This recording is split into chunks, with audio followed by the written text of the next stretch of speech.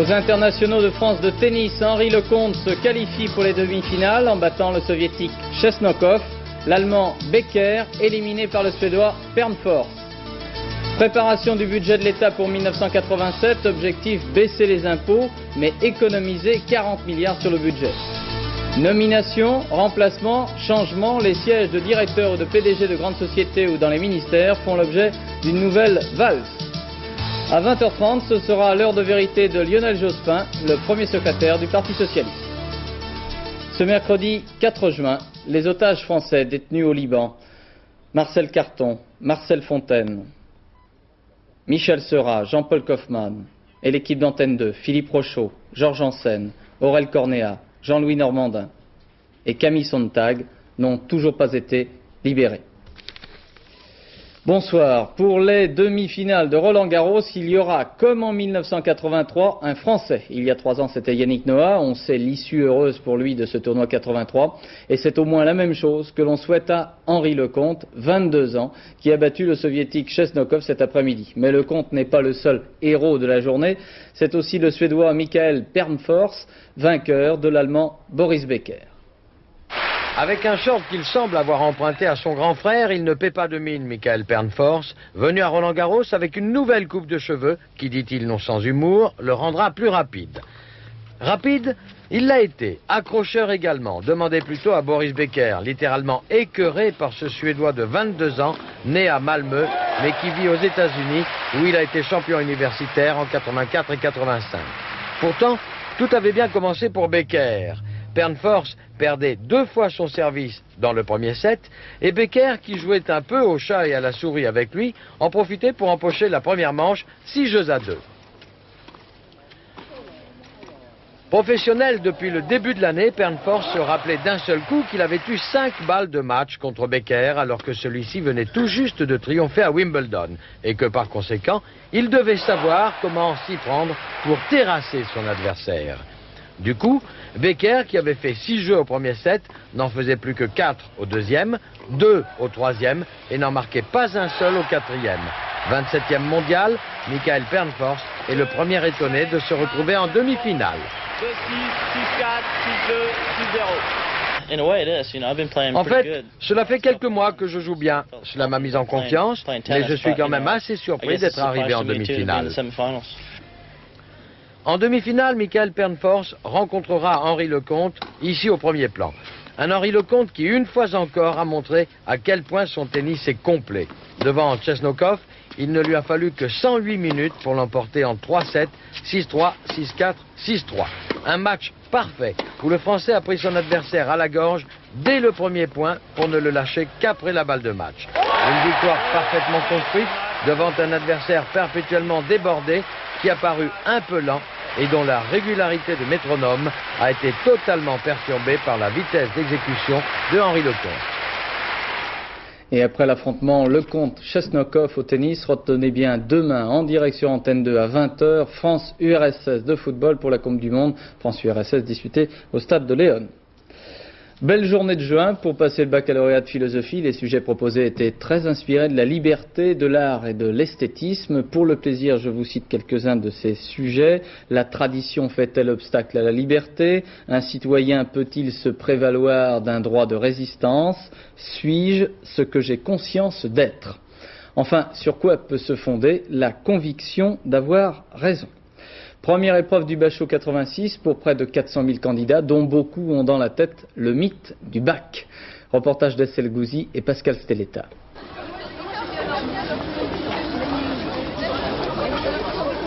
8h moins le quart, c'est l'agitation. La première épreuve consiste à trouver sa salle. » Vous avez trouvé? 8h moins 5, on s'installe et c'est la deuxième épreuve, l'attente, interminable et bien sûr angoissante. «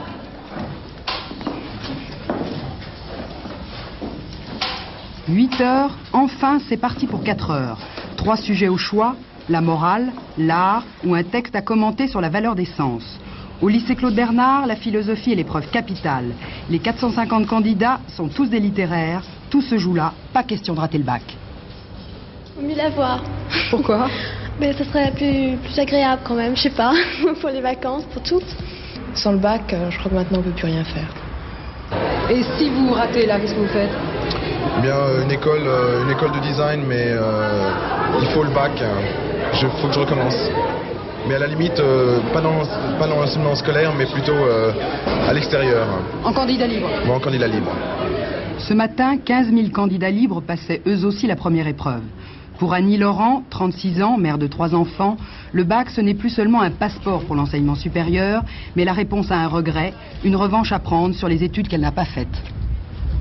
C'était un vieux rêve, je n'avais pas réalisé. Disons que c'est peut-être pour un petit peu se mettre à l'épreuve et avoir un petit peu une valeur par rapport à la société, disons.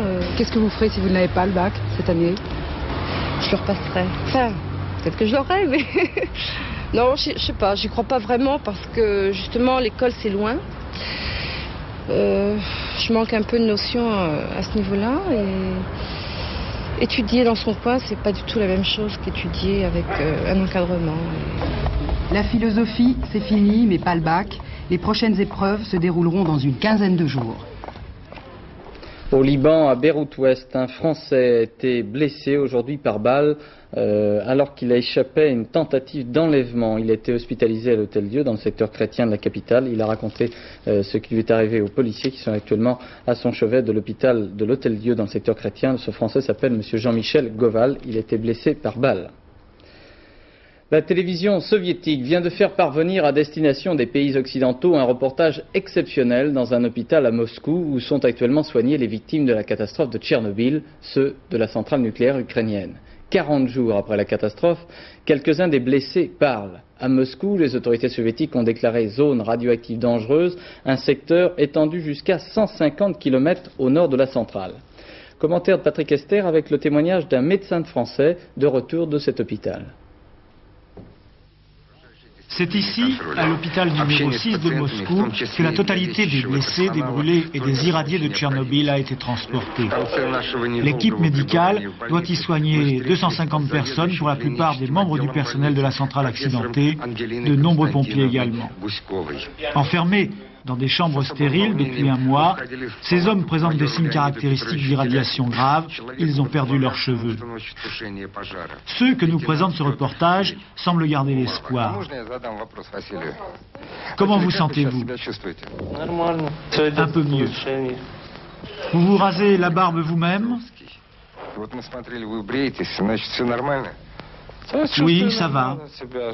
Vous savez, ma famille m'attend, j'ai hâte de rentrer. Des témoignages optimistes, je vais mieux, je vais rentrer chez moi peut-être la semaine prochaine, les médecins sont gentils et nous remontent le moral. Des témoignages qui ne doivent pas faire oublier que 23 de leurs camarades sont morts dans ce service et que d'autres vont mourir. Il y a effectivement une trentaine de patients qui sont très fortement irradiés. Il y en a une cinquantaine d'autres qui le sont moins, mais d'une façon importante. Et enfin, 120 ou 150 qui sont soit irradiés, soit contaminés, sans que leur vie soit en danger. Je crois que là, ce qu'on a, pour la première fois, c'est un accident en vraie grandeur et très important. Très, très important. Alors, on s'est rendu compte, et je crois que vous savez que de tout mal, il faut essayer de tirer un bien, que même dans un accident de ce genre, qui est vraiment une catastrophe, eh bien, on peut faire face à beaucoup de choses. Et effectivement, à Tchernobyl, les soviétiques font face. Une route entièrement neuve a été bâtie en 3 jours pour accéder rapidement à la centrale, afin d'injecter des milliers de tonnes de béton dans le bâtiment du réacteur accidenté. Et déjà, dans cette salle des machines, les techniciens préparent la remise en route des autres réacteurs. Hier à Madrid, 10 000 militants écologistes protestaient contre le développement de l'énergie nucléaire. Toutes les fins de semaine en Allemagne, les Verts font de même. Ils manifestent notamment en Bavière, à Wackersdorf. Ils sont, semble-t-il, très suivis par la population locale. Ce qui s'est passé à Tchernobyl n'a fait qu'encourager le mouvement antinucléaire allemand contre le chancelier Kohl, qui vient de décider la création d'un super ministère de l'Environnement. Mais à Wackersdorf, on ne désarme pas. Reportage de notre correspondant Michel Meyer. Sport de combat dominical, pèlerinage violent sur les sites nucléaires. Des habitudes on ne peut plus allemandes ces derniers temps. Le calme revient cependant en semaine, comme ici à Wackersdorf en Bavière, où seuls quelques lambeaux de vêtements d'assaillants antinucléaires et des réparations hâtives de la grille de protection témoignent des assauts du dimanche précédent. En Allemagne fédérale, désormais, un chantier comme celui de cette future usine de retraitement de combustible nucléaire ne peut exister qu'en se transformant en camp retranché, protégé par la police. Initialement, le projet de Wackersdorf était plutôt bien toléré dans une région rurale, idyllique même, un terroir un peu perdu, où l'on rêvait pourtant d'emplois nouveaux dans des villages de plus en plus transformés en cités dortoirs. Depuis Tchernobyl, la peur de l'atome et de ses incertitudes prend cependant lentement le pas sur la conscience des avantages économiques. Je ne pense rien de bien, je suis contre cette usine. Ma belle-fille et mon fils aussi, nous dit cette paysanne. Surtout après ce qui s'est passé en Russie, renchérit son mari. Premier effet, le maire du village, toujours favorable au projet, se dit, après Tchernobyl, ébranlé par le revirement auquel il assiste parmi ses administrés, cela malgré la promesse de 1400 emplois nouveaux. Même son de cloche un peu partout dans les environs, où l'on note que du côté des jeunes générations, l'hostilité est d'autant plus forte que l'on est plus jeune. Je suis contre le projet, car d'après ce que je lis dans les journaux et entends à la télévision, c'est une installation douteuse qui ne doit pas venir ici. Moi, je suis pour, nous dit ce représentant de la majorité, ou qui sait, de la minorité silencieuse, à cause des emplois que l'usine donnera aux jeunes. Quant au danger, je suis sûr d'une chose, les techniciens et ingénieurs allemands sont les meilleurs du monde. En dépit de cette profession de foi, Tchernobyl marque une date dans un pays où, selon un dernier sondage, 52% des Allemands seraient contre le nucléaire et 32% pour. Des chiffres que l'on aurait pu inverser il y a seulement un an, à l'époque où la méfiance antinucléaire ne débordait pas l'électorat des Verts.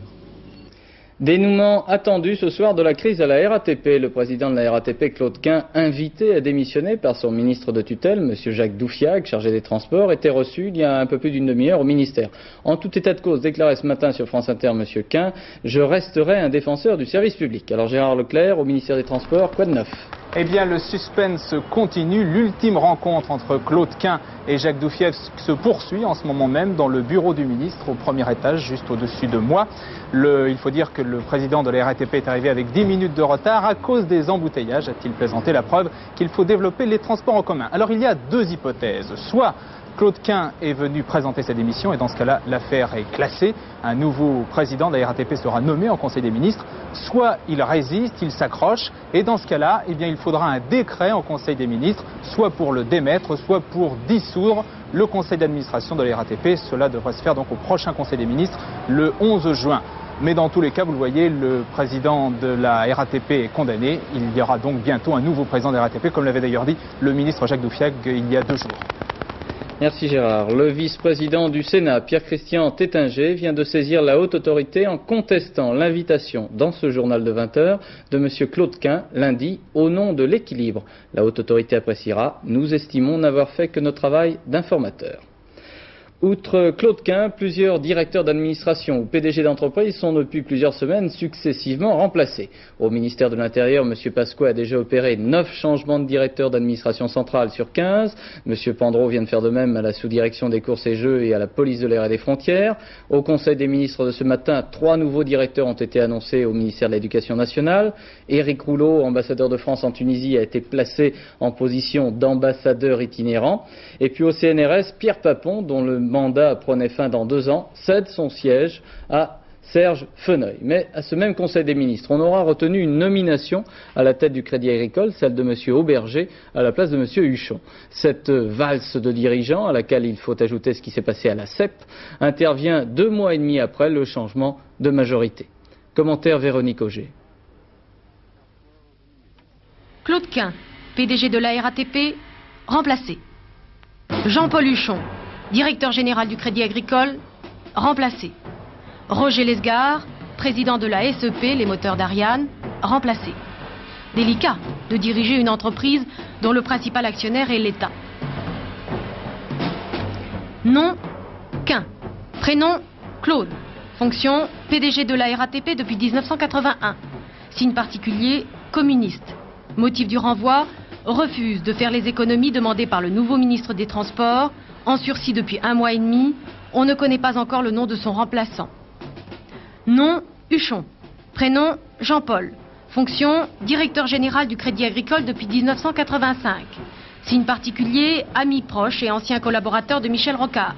Motif du renvoi, François Guillaume, le ministre de l'Agriculture, veut réformer les structures du Crédit Agricole, en commençant par le directeur général, et remplacé par Bernard Auberger, ancien directeur à la Société Générale. Nom, Lesgard. Prénom, Roger. Fonction, PDG de la Société Européenne de Propulsion qui fabrique les moteurs d'Ariane. Signe particulier, ami de Jean-Pierre Chevènement. Motif du renvoi, l'industrialisation des moteurs n'est pas encore au point, contrairement aux prévisions. Tombe aujourd'hui de son siège, s'y est accroché 8 jours, remplacé par Jean Saulier de la SNECMA. Alors, tornade dans la haute administration, pas plus que d'habitude. Ça se remarque plus parce qu'il y a eu une alternance en 1981 et qu'il y a eu une alternance depuis le 16 mars. Donc maintenant, chaque changement de responsable, surtout en ces périodes de cohabitation, est analysé en termes politiques. Il est de gauche, il est de droite, il est dans quel camp, auprès de quel présidentiable. Alors on greffe un peu la cohabitation politique sur les hauts fonctionnaires. Mais de toute façon, c'est un mythe de dire que les hauts fonctionnaires sont neutres et au service de l'État. Ils sont largement au service de la classe politique. Dans quelques minutes, l'heure de vérité du premier secrétaire du Parti Socialiste. Monsieur Lionel Jospin, bonsoir. On compare à propos de ces changements dans la haute administration 81 à 86. Alors est-ce une habitude, une obligation pour un pouvoir politique de modifier la haute administration ? En France, je pense qu'il y a une fonction publique et des hauts serviteurs de l'État. Ils doivent pouvoir servir l'État, quels que soient les gouvernements. Et nous-mêmes, bien que depuis 23 ans hors du pouvoir, nous avions fait, après 10 conseils des ministres, 2 fois moins de changements que le gouvernement actuel vient d'en faire. Il prend ses décisions, ses responsabilités, c'est son droit, mais je ne suis pas sûr que ça fasse progresser ni la démocratie, ni le fonctionnement de la haute administration en France. Merci Monsieur Jospin, on vous retrouve à partir de 20h30 dans l'heure de vérité. Et puis si vous voulez poser des questions à Lionel Jospin au cours de cette émission, eh bien vous pouvez le faire avec SVP. Le numéro, je pense, va peut-être s'inscrire sur votre écran. Si vous habitez Paris, vous faites 47 87 11 11 et la province 16 1 47 87 11 11. Jean-Louis Le Sen se fera un plaisir de donner vos questions à Monsieur Jospin. À l'Assemblée nationale, le débat sur le projet de loi relatif à la suppression de l'autorisation administrative de licenciement avance lentement, trop lentement, en raison de l'obstruction des socialistes, selon le gouvernement. Le Conseil des ministres a autorisé M. Chirac à engager sa responsabilité conformément à l'article 49.3. Ce sera la 4e utilisation consécutive de cet article qui coupe court au débat. La préparation du budget de l'État pour 1987 est commencée. Le ministre d'État chargé de l'économie, Édouard Balladur, fait appel à l'effort de tous ses collègues pour qu'ils économisent 4 milliards. Ce budget ainsi resserré est un véritable casse-tête. Alors Philippe Sassier, vous êtes joueur et vous en avez fait une charade. Une charade, oui. Écoutez, mon premier est une baisse des impôts, mon second une réduction du déficit budgétaire, mon troisième des économies sévères et mon tout représente 40 milliards de francs à trouver. En 5 ans, le déficit du budget a été multiplié par 5 et la dette publique par 3. Le précédent gouvernement avait commencé, c'est vrai, à revenir à la sagesse, mais le budget 1987 accroît considérablement cet effort. Alors on grince des dents dans les cabinets ministériels et on louche avec envie sur M. Méhaignerie qui, avec le plan logement annoncé hier, est assuré d'une enveloppe 87 satisfaisante. Partout ailleurs, on taille dans le vif, le nombre des fonctionnaires va diminuer, sauf pour certains enseignants et pour les forces de sécurité. Les contribuables vont être allégés de 15 à 20 milliards de francs d'impôts, mais il n'est pas encore certain que les feuilles d'impôts des plus hauts revenus baissent autant que les autres. Un choix majeur reste à trancher. Va-t-on rétablir ou non la cotisation supplémentaire de 1% sur les revenus pour financer le déficit de la sécurité sociale? Édouard Balladur s'y oppose. Il faut songer, dit le ministre de l'économie, à diminuer les dépenses avant de penser à majorer automatiquement les recettes. Ce débat est capital et il annonce tous les autres débats que va engendrer ce projet de budget. L'incendie du collège privé Saint-Ouen de Pont-Audemer, dans le département de l'Eure, hier, a fait 15 blessés, dont une jeune fille, toujours dans un état sérieux. Il y a dans ce collège environ 1700 élèves. Plusieurs questions restent en suspens sur les conditions de sécurité et sur les moyens de secours. Enquête Pascal Deschamps, Frédéric Basile. Toute la journée, les gendarmes ont entendu les témoins du drame, élèves ou professeurs. Imprudence, actes criminels, rien pour le moment ne leur permet de trancher. 2 autres enquêtes sont menées parallèlement. celle de l'éducation nationale et celle de la sécurité civile, qui veille à ce que les établissements scolaires répondent à certaines normes de sécurité. Ce collège avait été visité au mois de décembre dernier. En ce qui concerne ce bâtiment, il n'y avait pas d'éléments particuliers de noter lors de cette dernière visite de prévention. Donc tout était conforme aux normes de sécurité? Tout était conforme aux normes de sécurité. Hier, seul le préau a été détruit. Certes, une partie du plafond a grillé, mais la structure en ciment a bien résisté et les salles de classe du premier étage n'ont pas été atteintes par les flammes. L'évacuation des élèves a donc été gênée par l'épaisse fumée qui a envahi les escaliers. Le feu a pris avec une rapidité folle, dégageant une fumée très intense, toxique, et une fumée noire qui donc rendait absolument la vue impossible dans les couloirs puisque les carreaux se sont classifiés d'un coup. Aujourd'hui, on peut donc se demander si ces tapis de mousse, qui se sont consumés si rapidement en vapeur toxique, présentaient suffisamment de garanties. Et puis, 60 pompiers, tous des volontaires, pour une ville de 10 000 habitants, à Pont-Audemer. Certains se demandent aussi pourquoi ces pompiers ont mis si longtemps à dégager Valérie, qui est toujours ce soir entre la vie et la mort. À Rotterdam, aux Pays-Bas, la police a annoncé ce matin la saisie record de 220 kilos d'héroïne pure. La drogue a été découverte dans le port de Rotterdam la semaine dernière. La valeur de ces 220 kilos d'héroïne pure est estimée à près de 140 millions de francs. Les conditions de la découverte n'ont pas été dévoilées. Ce serait la plus importante saisie d'héroïne faite en Europe occidentale. À Paris, devant l'ambassade de Roumanie, dans le 8e arrondissement, un Roumain de 33 ans, qui vit en France depuis plus de 5 ans, fait la grève de la faim pour obtenir que les autorités roumaines laissent ses frères et sœurs venir lui rendre visite. Hier soir, les commerçants du quartier manifestaient en sa faveur. Reportage Dominique Torres, André Germain. Cet homme dort depuis une semaine dans la rue devant l'ambassade de Roumanie. Pop Sergueï fait la grève de la faim pour faire venir sa famille. C'est la grève de la faim à cause de l'autorité roumaine qui refuse à donner la visa touristique à mes frères qui se trouvent en Roumanie. La détermination de ce chaudronnier de 33 ans a ému tout le quartier, qui le protège, lui tient compagnie et s'inquiète pour lui. J'essaye de faire quelque chose pour lui. On a téléphoné un peu partout.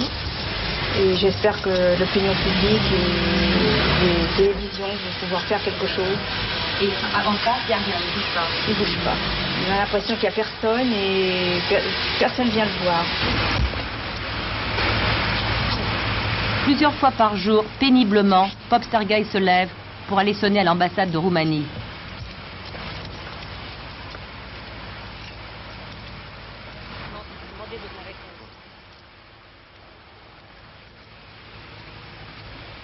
Cette fois encore, il se heurte à un refus. « Attendez, on vient, lui dit-on. Nous avons attendu 1 heure, personne n'est venu. » Cette information nous avait été communiquée par une téléspectatrice. Désormais, si vous avez connaissance de faits marquants de l'actualité, n'hésitez pas à nous en faire part. Ce sera plus facile sur Antenne 2 grâce au Minitel rouge. Explication avec Roland Sicard. Une équipe d'Antenne 2 qui fonce pour être la première sur l'événement. À partir d'aujourd'hui, ce sera aussi grâce à vous. Instrument de cette collaboration, le Minitel. Vous venez d'assister à un événement, pas une minute à perdre. Décrochez votre téléphone et composez le 36 15 91 77 pour vous connecter au réseau. Ensuite, tapez le code d'accès au service A2. Lorsque le sommaire apparaît, composez le 9. Vous êtes en communication avec la rédaction du journal. Il ne vous reste plus qu'à rédiger votre récit. L'information est alors transmise puis vérifiée. Si elle se révèle importante, le passage à l'action est immédiat. Le planning prise de vue.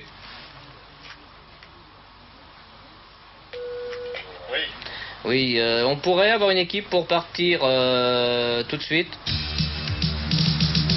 Et si l'équipe revient, grâce à vous avec une information sensationnelle, vous pourrez peut-être gagner l'un des 2 cadeaux distribués chaque semaine par Antenne 2. La cour du Grand Mogol, évoquée grâce à la Bibliothèque nationale. Au XVIIIe siècle, un officier français de la Compagnie des Indes, travaillant pour un nabab du nord de l'Inde, exigeait de se faire payer en miniature. Grâce à ce collectionneur, la Bibliothèque nationale évoque aujourd'hui la cour du Grand Mogol, qui était, comme son confrère de l'époque, Louis XV, ennemi de la fatigue et ami des plaisirs, avec le concours de Pierre Champetier et Jean-Louis Boussert. Les historiens ne disent pas à quelle heure se levait le Grand Mogol. Ça ne devait pas être aux aurores. Quand le royaume était en paix, il n'avait que 3 occupations, les dames, le farniente et la peinture.